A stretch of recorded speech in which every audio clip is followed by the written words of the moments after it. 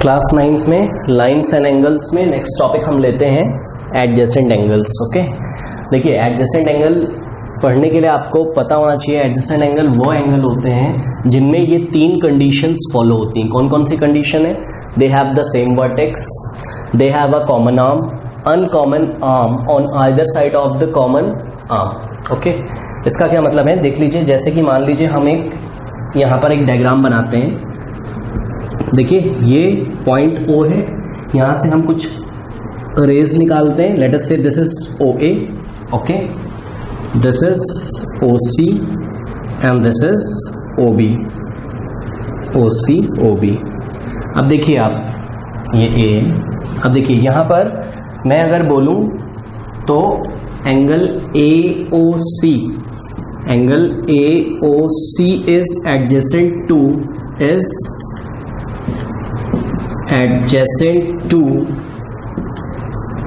Angle BOC।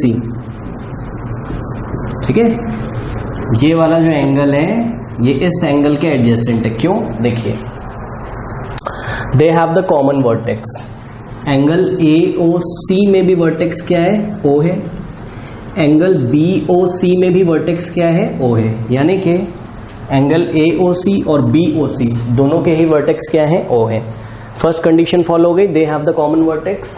Okay, next condition है they have a common arm. Common arm उनके पास होनी चाहिए। देखिए ये जो OC है, OC आर्म है, ये एंगल AOC को बनाने के लिए भी जिम्मेदार है। जब हम एंगल AOC पढ़ते हैं तब भी OC आता है, और जब हम एंगल BOC पढ़ते हैं तब भी OC आता है। यानी कि ये OC क्या हो गया? कॉमन आर्म हो गया। ओके, थर्ड पॉइंट है uncommon arm on either side of the common arm. Okay, अब देखिए OC तो कॉमन आर्म हो गई, और अनकॉमन आर्म इसमें कौन कौन सी है? OA। ठीक है, OA और OB अनकॉमन आर्म है। ये जो अनकॉमन आर्म्स हैं ये either side of the common arm आना चाहिए। Either side of the common arm means एक कॉमन आर्म के राइट हैंड साइड आना चाहिए और एक कॉमन आर्म के लेफ्ट हैंड साइड। देख रहे हो आप? तो OA जो कि कॉमन आर्म नहीं, क्योंकि OA केवल एंगल AOC को बनाने के लिए जिम्मेदार है, और OB केवल एंगल BOC को बनाने के लिए जिम्मेदार है, और दोनों ही कॉमन आर्म के राइट और लेफ्ट आते हैं। तीनों कंडीशन फॉलो हो रही है, इसलिए हम एंगल AOC को एंगल BOC का एडजेसेंट एंगल बोलेंगे। ओके, इसको नोट कर लीजिए आप। इसके बाद हम नेक्स्ट देखते हैं लीनियर पेयर ऑफ एंगल्स क्या होते हैं। Two adjacent angles are said to form a linear pair of angles. यानी कि ध्यान दीजिएगा, लीनियर पेयर ऑफ एंगल्स तभी बनेंगे जब आपके पास दो एडजेसेंट एंगल्स होंगे। एडजेसेंट एंगल्स दो आपके पास होने बहुत जरूरी है। ओके, तो two adjacent angles are said to form a linear pair of angle if their non common arms are two opposite rays. Okay, अभी देखिए हमने आपको यहाँ पर एक फिगर दिखाया था, ये वर्टेक्स O था जो कि कॉमन था। ठीक है,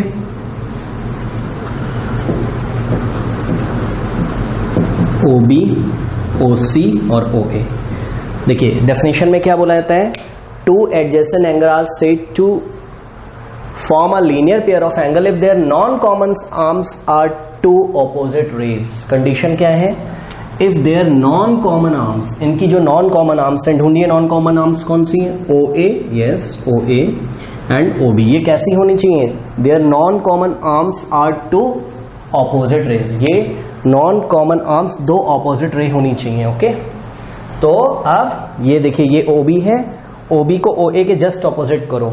चलो यहाँ पे देखते हैं, ये मार्कर है, ये मार्कर इस डायरेक्शन में, इसका जो हेड है जहां से हम लिखते हैं, जो इसका निब है वो इस डायरेक्शन में, और इसका इस डायरेक्शन में। क्या दोनों निब अपोजिट डायरेक्शन में? नहीं। आप करो अपोजिट में, कैसे करोगे? ऐसे घुमा दोगे, ये देखिए अपोजिट हो गए। ओके, तो इसी तरीके से यहां पे जो नॉन कॉमन आर्म्स है OA और OB दोनों को अपोजिट कर दो। OA तो ऐसा स्ट्रेट पड़ा ही हुआ है, OB को घुमा दो ऐसा। ठीक, तो फिर ये घूम जाएगा, इसको हमने रोटेट कर दिया। ये देखिए, अब हम बोल सकते हैं OA थोड़ा सा सीधा होना चाहिए। ओके, अब देखिए यहां से हम बोल सकते हैं OA and OB are two non common arms of two adjacent angle and they are just opposite. Okay, adjacent angle कौन कौन से याद दिला दूं फिर से आपको, एंगल AOC और एंगल BOC। ये एडजेसेंट एंगल है क्यों, क्योंकि दोनों के कॉमन वर्टेक्स O है, दोनों का एक कॉमन आर्म है OC और दोनों के दो नॉन कॉमन आर्म है that is OA and OB। और ये लीनियर पेयर इस टाइम क्यों कहलाएंगे, ध्यान से सुनिए, एडजेसेंट एंगल ही लीनियर पेयर कहला जाते हैं कब, जब उनके non common arms just opposite हो जाते हैं। तो इस time non common arms just opposite हो गए, तो ये वाला एंगल जो है एंगल AOC और एंगल BOC क्या कहलाएगा, लीनियर पेयर। तो हम क्या लिख सकते हैं, therefore angle AOC and angle BOC form a linear pair। Okay, अब देखिए मान लीजिए कि मैं ये OB को थोड़ा सा इस डायरेक्शन में कर देता हूं, मान लीजिए ये हो गया OB, ठीक है। तो अब बताइए क्या OB और OA जस्ट ऑपोजिट है, आंसर है नहीं। तो इस टाइम एंगल AOC यानी कि एंगल AOC और एंगल BOC ये दोनों एडजेसेंट तो है, लेकिन ये लीनियर पेयर फॉर्म नहीं कर रहे हैं, ठीक है ना। क्यों लीनियर पेयर फॉर्म नहीं कर रहे हैं, क्योंकि लीनियर पेयर फॉर्म करने के लिए एडजेसेंट होने के साथ साथ उनका non common arm just opposite होना चाहिए। ओके, तो ये रहा concept linear pair of angles का। ओके, एक थ्योरम हम इसमें देखते हैं, if a ray stands on a line। Okay, जो बोलता है करते जा रहे हैं। If a ray stands on a line, सबसे पहले तो हम एक लाइन बना लेते हैं। लाइन आपको पता है, ये देखिए लाइन कैसे बनती है पता है ना, दोनों तरफ एरो लगाते हैं, बिकॉज लाइन और रे में यही डिफरेंस होता है, लाइन दोनों डायरेक्शन में इनफाइनेटली एक्सटेंड कर सकते हैं। ये एक लाइन AB है, इसको आप B की डायरेक्शन में कहीं भी ले जा सकते हैं, A की डायरेक्शन में इसको कहीं भी कितना भी लंबा ले जा सकते हैं। और रे क्या होता है, रे का एक पॉइंट होता है जहां से वो ऑरिजिनेट होती है और वो एक ही डायरेक्शन में आगे बढ़ाई जा सकती है। ओके, ये रे और लाइन में लाइन दोनों डायरेक्शंस में बढ़ाई जा सकती है और रे केवल एक ही डायरेक्शन में। तो इफ अ रे स्टैंड्स ऑन अ लाइन, तो सबसे पहले हमने एक लाइन ले ली दैट इज AB। अब इस पे एक रे स्टैंड करती है, यानी कि इस पे एक रे खड़ी हुई है। चलिए लेट अस से इस पे एक रे खड़ी हुई है, दिस रे इज लेट अस से CD। रे का नाम क्या है, CD है ना। रे एक ही डायरेक्शन में बढ़ सकती है, देखिए। तो then the sum of the adjacent angle so form is 180 degree. यानी कि अगर किसी लाइन पे कोई रे खड़ी होती है, स्टैंड होती है, कोई रे खड़ी होती है, तो जो एडजेसेंट एंगल बनते हैं, क्या आप मुझे यहाँ एडजेसेंट एंगल बता सकते हैं? Yes, angle BCD। ओके, तो angle BCD plus angle ACD, ये दोनों एडजेसेंट एंगल है। क्यों? क्योंकि दोनों के कॉमन वर्टेक्स है C, दोनों का एक कॉमन आर्म है दैट इज CD, और दोनों के दो नॉन कॉमन आर्म है CB और CA। ओके, तो अकॉर्डिंग टू दिस थ्योरम, अगर किसी लाइन पे एक रे स्टैंड करती है तो उनके एडजेसेंट एंगल का सम कितना होता है, 180 डिग्री होता है। यानी कि आपको शो करना है या आपको प्रूफ करना है, to prove angle BCD plus angle ACD is equals to 180 degree. ये वाला एंगल और ये, इन दोनों का सम 180 डिग्री दिखाना है आपको, ठीक है। तो देखिए कैसे हम शो करेंगे इसको 180 डिग्री। सबसे पहले हम इसमें कंस्ट्रक्शन करेंगे। ओके, तो सबसे पहले हम इसमें कंस्ट्रक्शन करते हैं। देखिए कंस्ट्रक्शन में आप क्या करोगे, आप लिखोगे ड्रॉ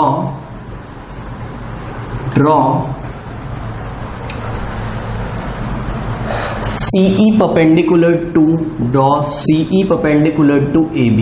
ओके, देखिए AB पर CE एक परपेंडिकुलर डाली, परपेंडिकुलर का साइन ऐसे हम लगाते हैं, इसको हम पढ़ते हैं CE perpendicular to AB, यानी कि CE कोई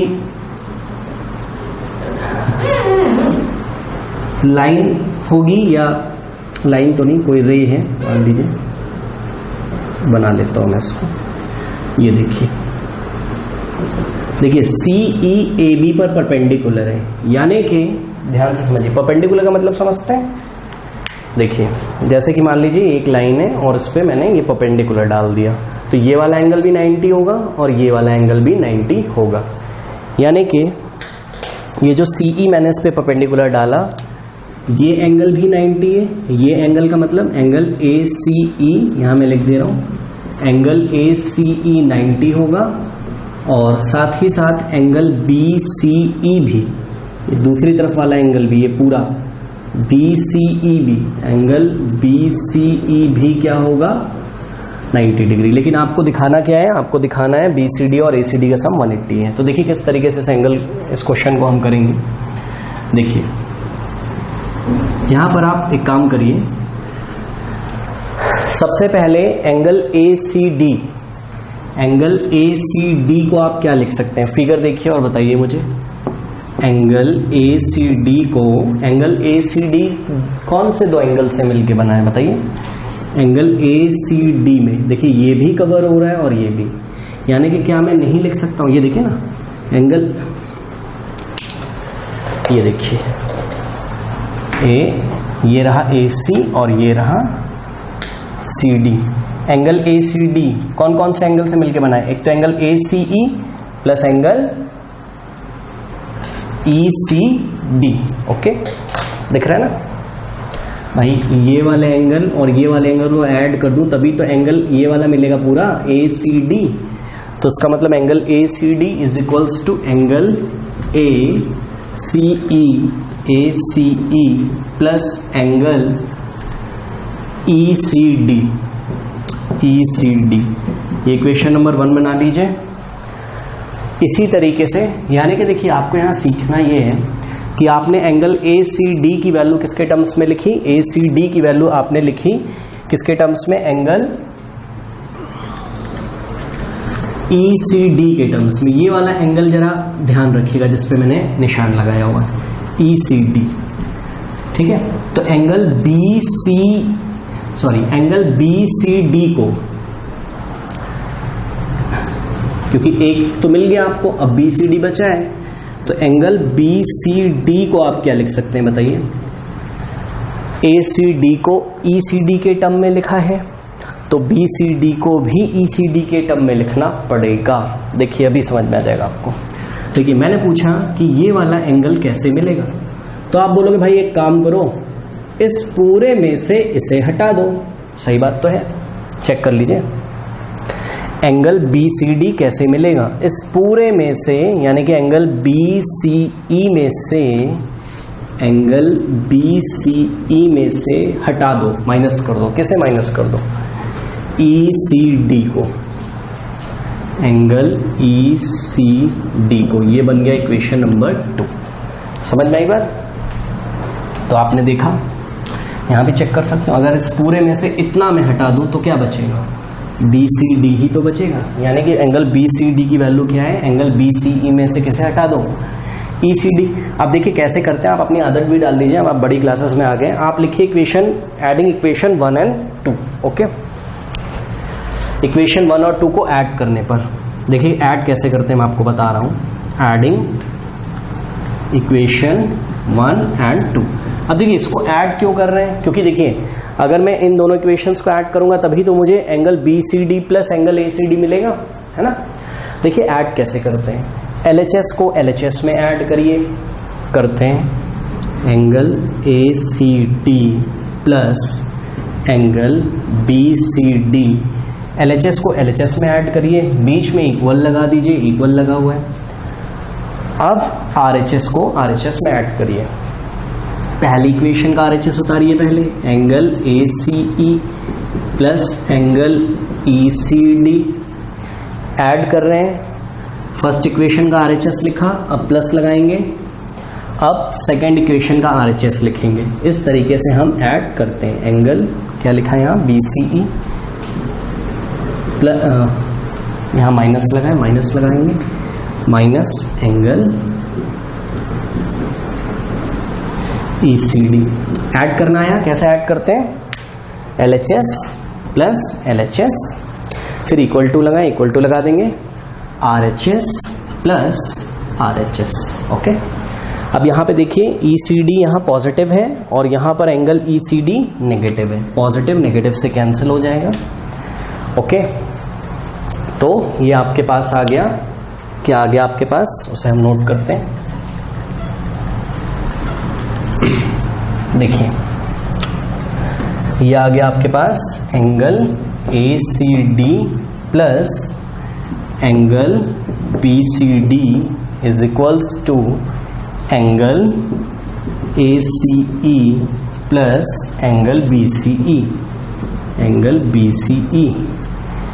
ओके, अब इसको मैं ऐसा भी लिख सकता हूँ, BCD को पहले लिख सकता हूँ एंगल BCD प्लस, भाई एंगल ACD प्लस BCD बोलो या एंगल BCD प्लस ACD बोलो, बात क्या है सेम। क्यों? क्योंकि मेरे को क्या प्रूफ करना था, angle BCD plus angle ACD 180। अब देखिए एंगल ACE कितना है, चेक करिए जाके, एंगल ACE कितना है 90 कंस्ट्रक्शन से। क्यों? क्योंकि CE is perpendicular to line AB, that's why angles AC is equals to 90। तो इसका वैल्यू कितना है 90 degree plus angle BCE, angle BCE ये पूरा कितना है 90 डिग्री। ओके, नेक्स्ट स्टेप में आप लिखेंगे angle BCD plus angle ACD। देखिए 90 प्लस 90 कितना होता है 180। ओके, तो इस तरीके से अब आप लिखोगे नीचे hence proved angle BCD plus angle ACD is equals to 180 degree आ गया। ओके, यानी कि अगर किसी लाइन पे एक रे ड्रॉ करी जाए तो दो एडजेसेंट एंगल बनते हैं, दोनों का सम हमेशा कितना होता है 180। अब इसके एप्लीकेशन देखिए, इसके एप्लीकेशन कैसे आएंगे क्वेश्चंस में। मान लीजिए यहाँ पर कोई रे रहेगी, कोई लाइन रहेगी और यहाँ पे कोई रे ड्रॉ कर दी जाएगी। ओके, लेट अस से CD। अब ये एंगल आपको दिया रहेगा मान लीजिए 30 डिग्री, ठीक है ना। तो ये एंगल आपको पूछा जाएगा, कैसे निकालेंगे, क्योंकि दोनों का सम कितना होगा 180, इसलिए इस एंगल को निकालने के लिए 180 में से 30 क्या कर देंगे माइनस। ये इसका एप्लीकेशन है। क्यों? हमें पता है जब किसी लाइन AB पर कोई रे बनती है तो दोनों एडजेसेंट एंगल का सम कितना होता है 180। आप इसको इस तरीके से भी कर सकते हैं, जो आपको नहीं पता है उसको x मान लेंगे, x डिग्री।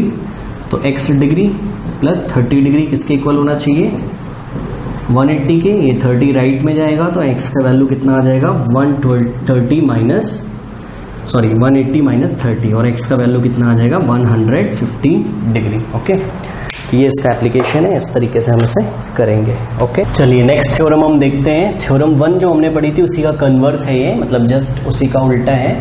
थ्योरम 1 में क्या हमसे बोला गया था, थ्योरम 1 में हमसे बोला गया था अगर कोई रे किसी लाइन पे स्टैंड कर रही है तो एडजेसेंट एंगल्स का सम कितना होता है 180। इसी का जस्ट ऑपोजिट कि अगर दो एडजेसेंट एंगल का सम 180 है, अगर दो एडजेसेंट एंगल का सम 180 है, then their non common arms are two opposite rays. तब उनके जो नॉन कॉमन आर्म्स होंगे वो जो दो ऑपोजिट रेज होंगे। ओके, यानी कि मान लीजिए हमारे पास ये पॉइंट C है, ये पॉइंट D है। मान लीजिए यहाँ पर देखिए, यहाँ पर क्या बोला है, यहाँ पर आपको गिवन है, यहाँ पर आपको गिवन है the sum of two adjacent angle is 180। यानी कि आपको दो एडजेसेंट एंगल दिख रहे होंगे, कौन कौन से, ACD और BCD। यहाँ यानी कि यहाँ पर आपको गिवन है एंगल ACD और एंगल BCD, इनका सम कितना गिवन है आपको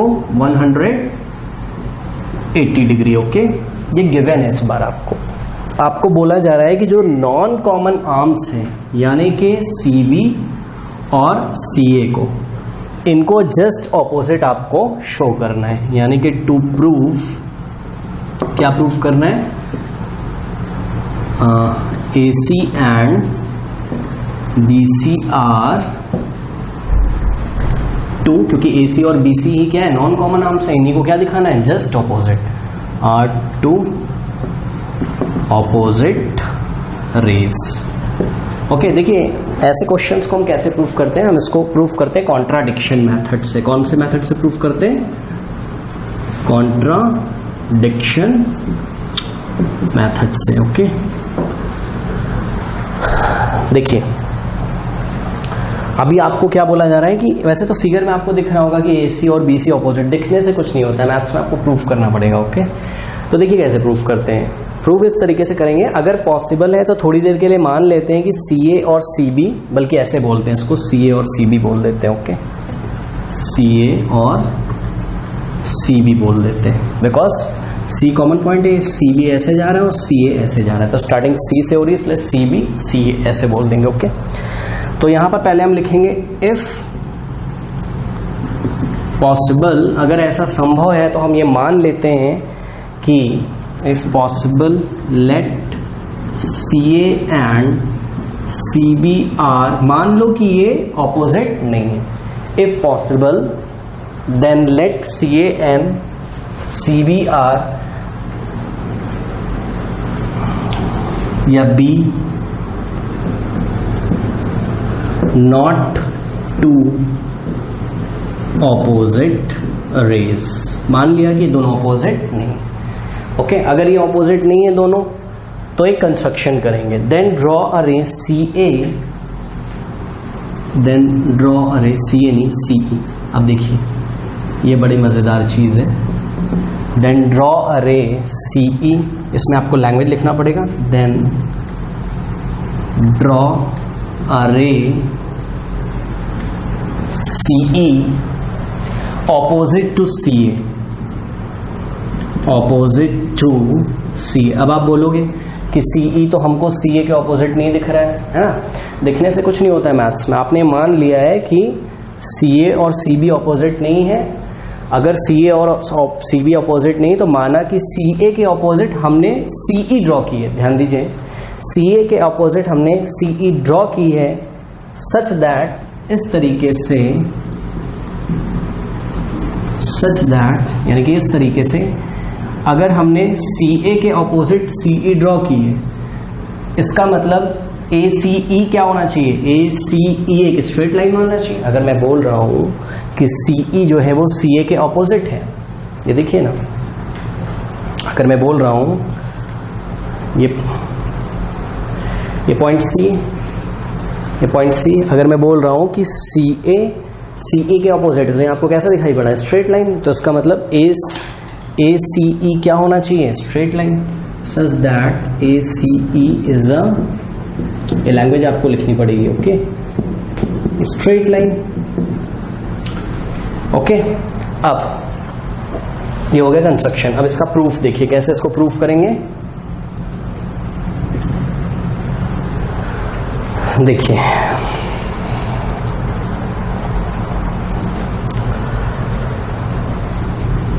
देखिए आप इस टाइम CB को मत देखिए, आप बोलिए कि सिंस रे CD, सिंस रे CD stands on straight line, stands on straight line। अभी अभी आपने बोला था ACE क्या होगा, स्ट्रेट लाइन।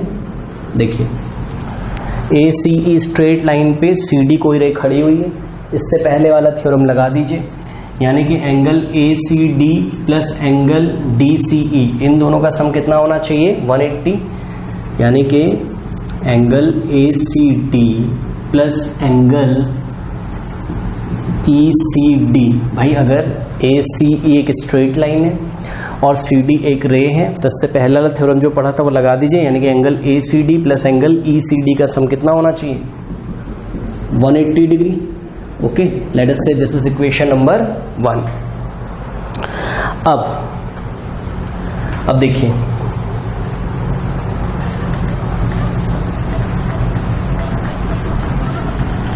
बट, लेकिन अभी अभी आपने देखा था कि यहाँ जो गिवन था उसकी हेल्प से आपने देखा था कि एंगल ACD और BCD एडजेसेंट थे। भाई क्वेश्चन में ही तो बोल रहा था, और दोनों का सम कितना था, 180। तो हम लिखेंगे but it is given that angle ACD plus angle BCD is equals to 180 degree. ये बन गया आपका इक्वेशन नंबर 2। अब देखिए from equation number 1 and equation number 2। हमेशा मैथ्स में आप ऐसा किया करेंगे कि अगर दो इक्वेशंस के राइट हैंड साइड इक्वल है, ध्यान से सुनिए, अगर दो इक्वेशन के राइट हैंड साइड इक्वल है तो उनके लेफ्ट हैंड साइड भी इक्वल होंगे।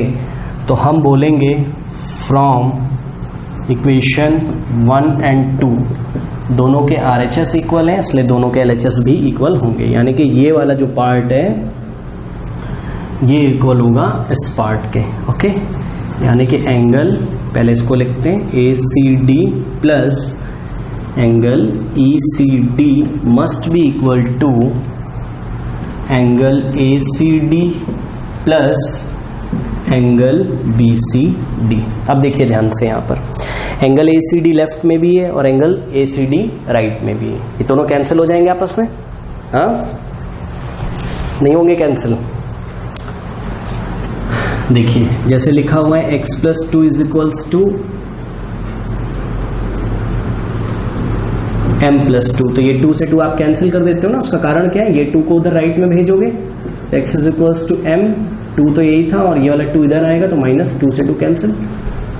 वही चीज़ यहाँ पे भी, अगर इस एंगल ACD को राइट में भेजें तो ये एंगल ACD कैसा हो जाएगा, माइनस, और ये वाला प्लस, तो इन दोनों को मैं यहीं कैंसिल कर देता हूँ। ओके, तो इस तरीके से आपने देखा कि ये थ्योरम मैं यहाँ रख करके यहाँ पे लिखता हूँ।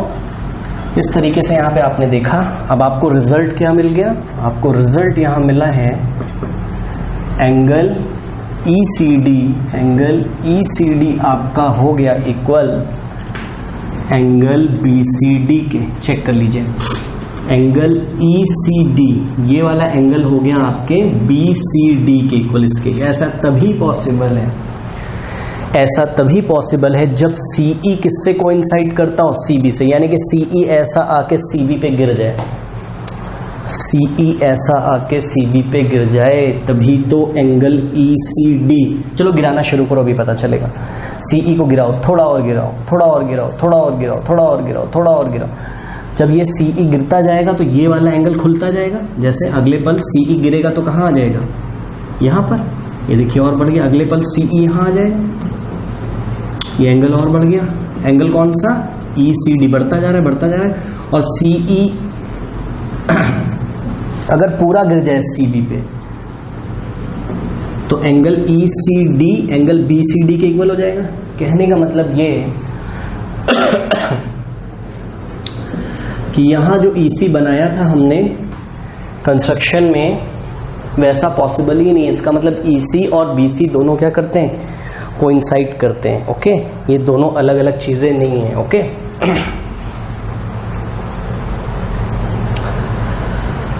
तो लिखेंगे।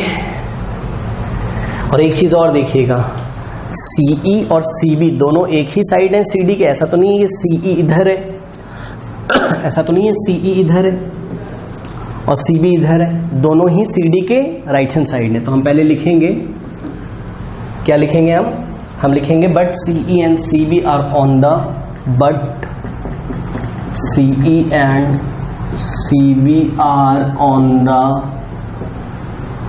Same side of CD, therefore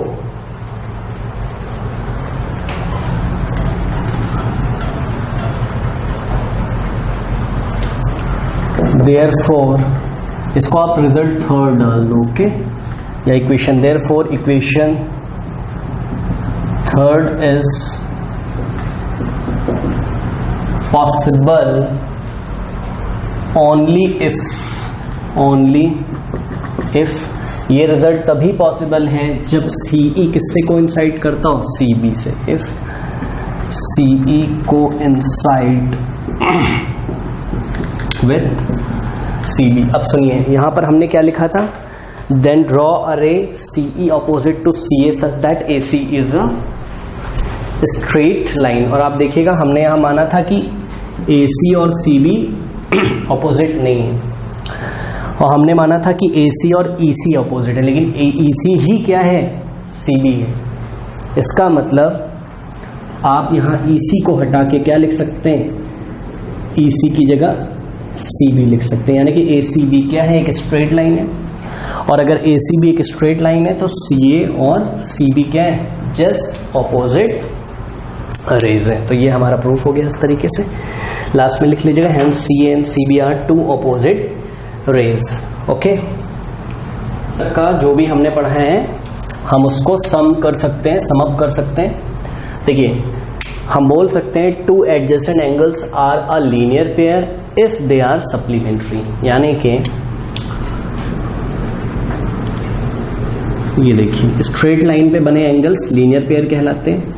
ये एंगल लीनियर पेयर तभी कहलाएंगे, यानी कि मान लीजिए AOC और एंगल BOC, एंगल AOC और एंगल BOC, ये लीनियर पेयर तभी कहलाएंगे जब दोनों का सम कितना हो 180, यानी कि दोनों एंगल कैसे हो, सप्लीमेंट्री। सप्लीमेंट्री एंगल क्या होते थे, जिन एंगल्स का सम 180 होता था। ओके, तो दो एडजेसेंट एंगल लीनियर पेयर तभी कहलाएंगे जब दोनों सप्लीमेंट्री होंगे, यानी कि दोनों का सम 180 के इक्वल आएगा। ओके, जैसे कि मान लीजिए ये देखिए ये C है, O है, A है, B है। ओके, ये मान लीजिए 60 डिग्री है और ये मान लीजिए 70 डिग्री है। दोनों को आपने ऐड किया, दोनों एंगल एडजेसेंट तो हैं, एंगल AOC और एंगल COB दोनों एडजेसेंट एंगल तो हैं, लेकिन दोनों का सम 6 + 7 होता है आपका 13। ओके, दोनों का सम कितना आ रहा है 130, 180 नहीं आ रहा है, यानी कि सप्लीमेंट्री एंगल दोनों नहीं है। इसलिए ये दोनों एडजेसेंट तो हैं लेकिन ये लीनियर पेयर नहीं है। इसी तरीके से यहाँ अगर हम देखें, सपोज ये एंगल 60 डिग्री है और ये पूरा 120 है, तो ये दोनों एंगल एडजेसेंट भी हैं, और क्योंकि इन दोनों का सम सप्लीमेंट्री है, यानी कि सप्लीमेंट्री तो नहीं, ये दोनों एंगल सप्लीमेंट्री हैं, यानी कि इन दोनों का सम 180 है, इसलिए ये दोनों एंगल कैसे कहलाएंगे, लीनियर पेयर एंगल कहलाएंगे। ओके, चलिए अब हम देखते हैं एक थ्योरम है, इसे भी हमें करना है। क्या बोला जाता है, the sum of all the angles round a point is 360 degree. Okay, किसी पॉइंट के चारों तरफ बने एंगल्स का सम कितना होता है, 180 डिग्री होता है। ठीक है, तो देखिए हम किस तरीके से इसको करेंगे। हम पहले लिखते हैं लेट, अज्यूम करते हैं, अज्यूम क्या, गिवन है, एक तरीके से गिवन क्या है, अ पॉइंट कैपिटल O, एक पॉइंट कैपिटल O गिवन है। ओके, इसका नाम हमने रखा कैपिटल O, और रे OA, रे OA, OB, इसी तरीके से OC, इसी तरीके से OD, और इनफ है मेरे ख्याल से इतना, एक और ले लेते, एंड OE,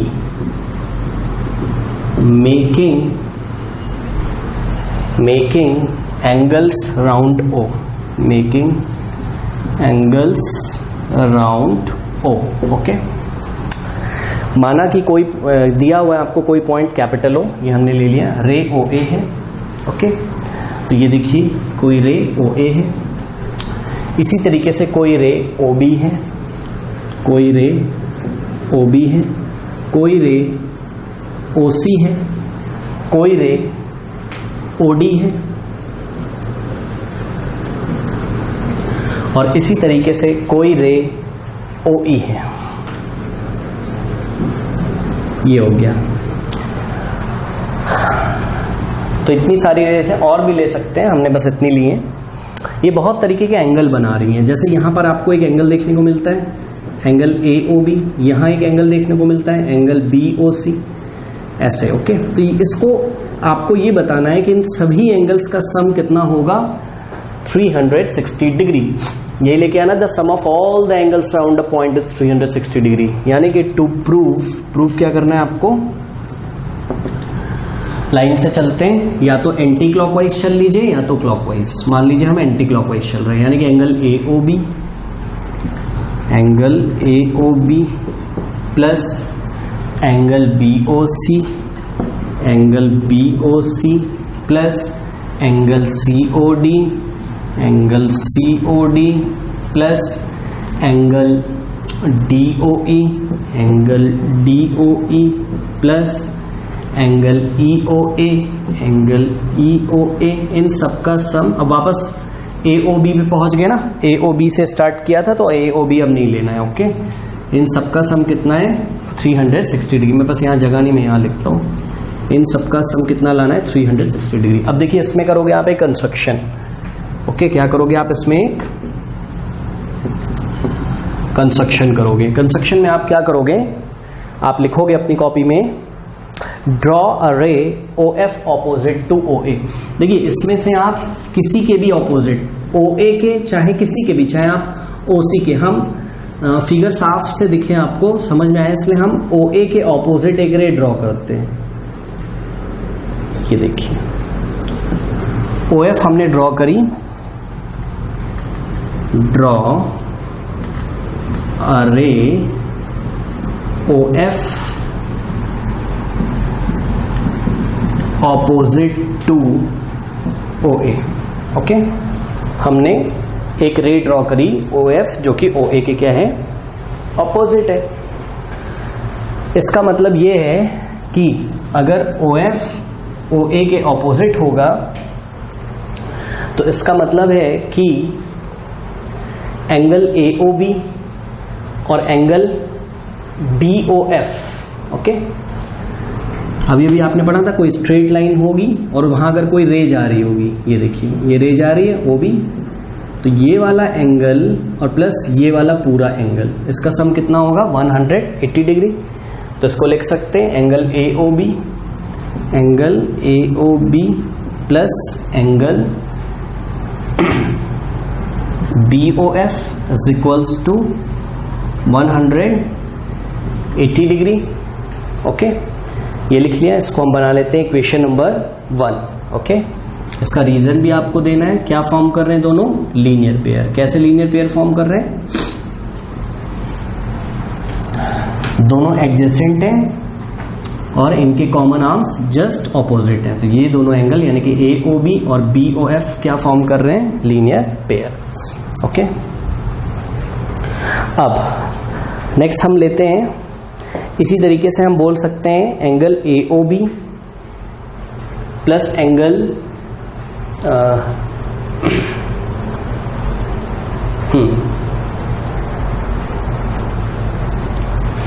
देखिए नेक्स्ट स्टेप में आप इसको बना सकते हैं। एंगल AOB तो ऐसे ही रहेगा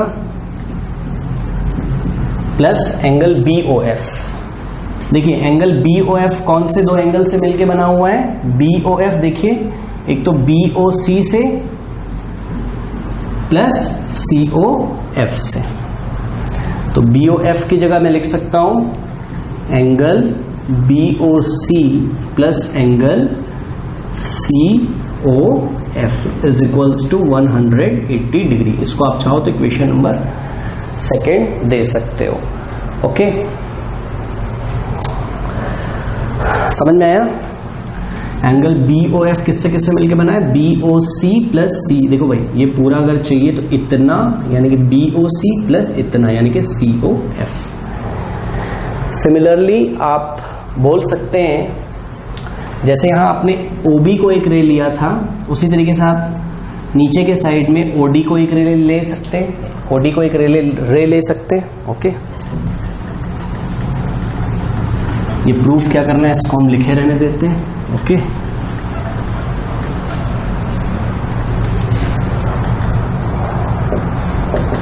देखिए सिमिलरली OD एक रे है और FOA ऑपोजिट है यानी कि ये वाला एंगल यानी कि एंगल FOD प्लस एंगल ये वाला और ये बच्चा वाला यानी कि DOA, एंगल DOA। इन दोनों का सम कितना होगा 180 डिग्री। लीनियर पेयर फॉर्म कर रहे हैं, लेकिन एंगल FOD प्लस, अब देखिए एंगल DOA किससे किससे मिलके बना हुआ है, DOE angle DOE plus angle C plus angle EOA। ये पूरा इससे प्लस इससे मिलके बना हुआ है, यानी कि DOA को मैं DOE प्लस EOA लिख सकता हूं, plus EOA is equals to 180 degree. Okay, अब देखिए ये हो गया आपका इक्वेशन नंबर 3। ये सेकेंड और 3 को ऐड कर दीजिए। ओके, तो एडिंग इक्वेशन 3 and 2 या 2 and 3। ओके, ऐड करना कैसे सिखाया बताइए। LHS को LHS में ऐड करते हैं, RHS को RHS में ऐड करते हैं। तो पहले इक्वेशन नंबर 2 का LHS उतार लीजिए, angle AOB plus angle BOC plus angle COF। Okay, ये सेकेंड इक्वेशन का LHS उतारा, फिर प्लस लगाएंगे। अब थर्ड इक्वेशन का LHS उतारेंगे, यानी कि angle FOD plus angle DOE plus angle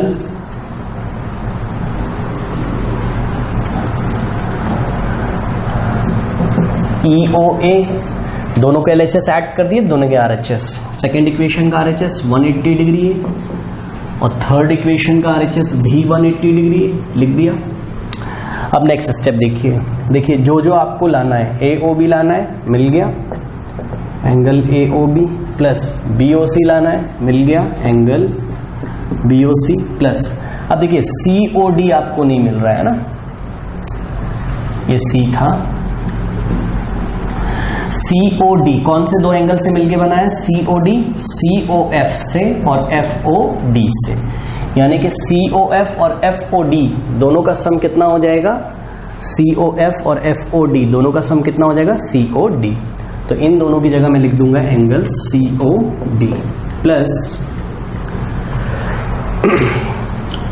DOE, ये देखिए मिल रहा है, एंगल DOE प्लस EOA, ये देखिए मिल रहा है, angle EOA is equal to 180 plus 180 कितना होता है? 360 डिग्री। यही लेके आना था आपको। ओके, अगर मैं वापस से ये जो कंस्ट्रक्शन किया था मैंने यहाँ पर, उसे अगर मैं रब कर दूं या मैं डॉटेड लाइन से दिखाऊं तो आपको समझ में आएगा।